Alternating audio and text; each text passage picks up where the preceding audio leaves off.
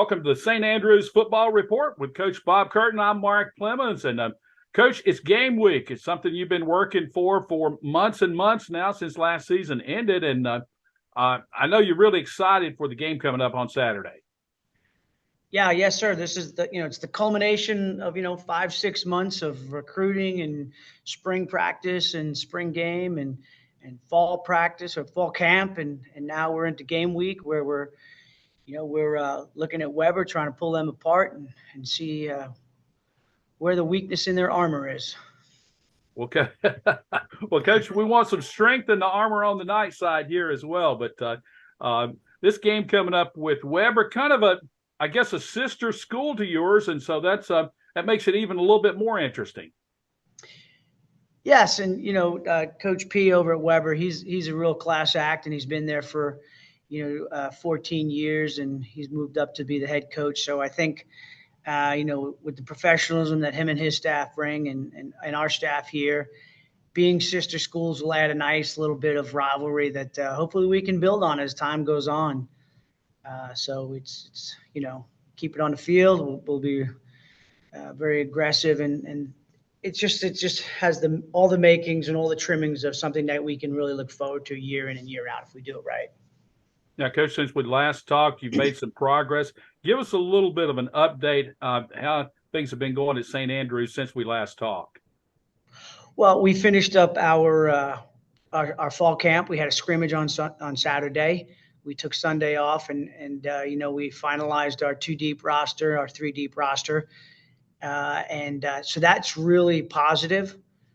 The kids are excited. They're studying Weber, based off last year and what we think they're going to do and how they're going to go about it.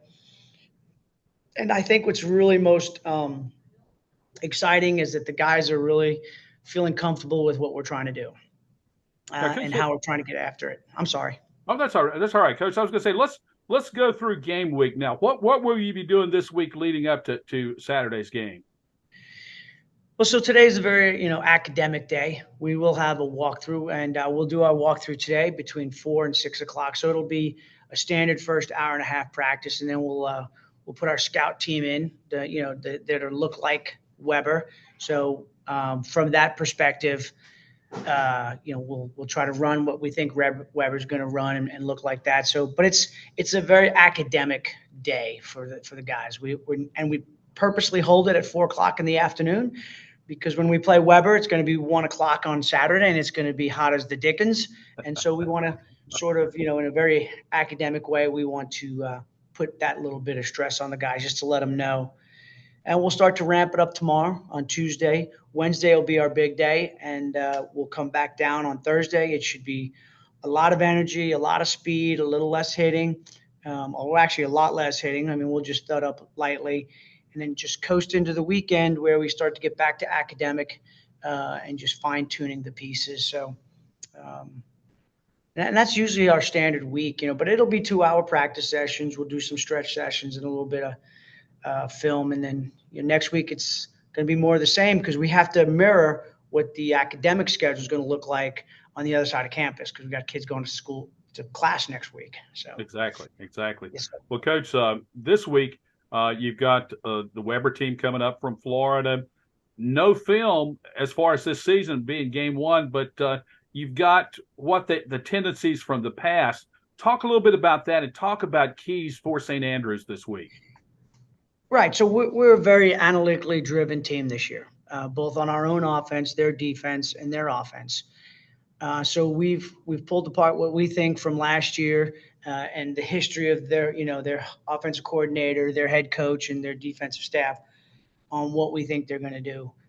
So for us, some of the keys to the game on offense, we've got to control the ball, and we're going to do that through our power run game. We've got to convert on third down. And, the number one thing is no turnovers. We've got to take care of the football. So, we're going to obviously have to control the game by moving the football, establish our power run game, and make no mistakes. On defense, we're exceptionally young, okay? And so from that perspective, we've got to make sure we maintain our understanding of where we need to be on the field and when we need to be there. We need to rally to the football, keep everything in front of us, and not give up any big plays. So those three very important things. And then if we do that, I think the fourth one will take care of itself, and that's sort of get some turnovers. And then lastly, from special teams needs to produce for us, whether it's on the kickoff coverage team, kickoff return team, or the punt return and punt block teams, because those are hidden points. Those are things that you can't clearly establish until you're actually in the fray. So what we want from our special teams, obviously, is we want turnovers. We want to force mistakes on the opposing force, and we want to safeguard the ball so that our offense can be put in a very good position to be successful. Now, Coach, So I gave you three of each. Three of each. That works. That works absolutely. Get into this higher math for football, Coach. But no, yeah. It's pretty basic, isn't it? You get in, you take care of what you can take care of. That's exactly right. Coach, we talked a little bit about in previous interviews, and maybe even at the end of last season, depth, and how I know a lot of games last year we were in those games third quarter, early fourth quarter, and the depth started to run thin.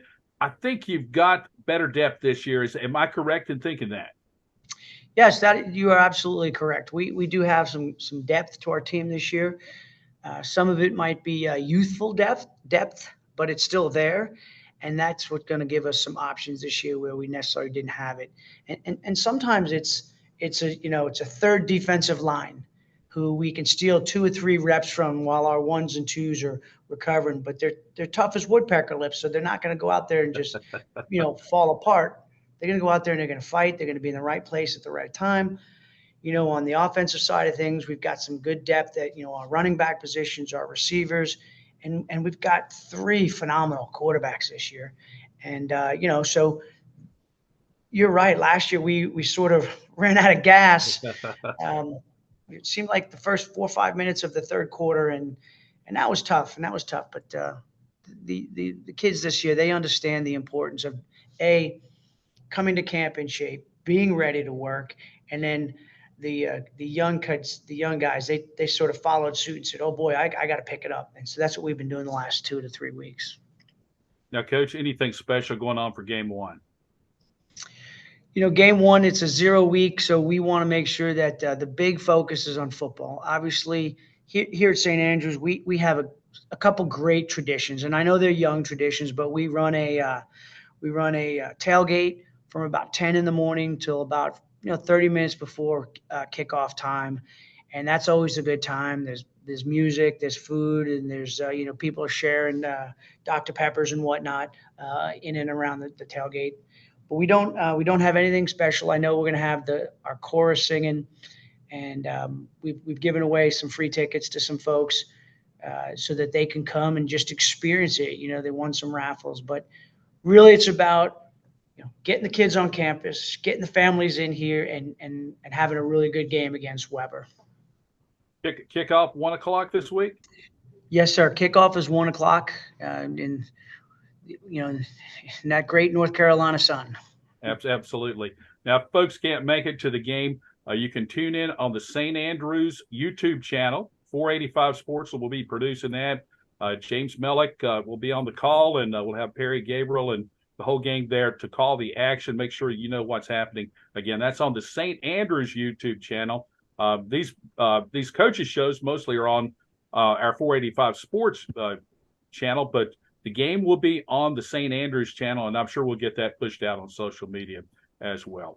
Coach, looking forward to a great week, and anything else you'd like to send the fans a message before we get ready for Saturday?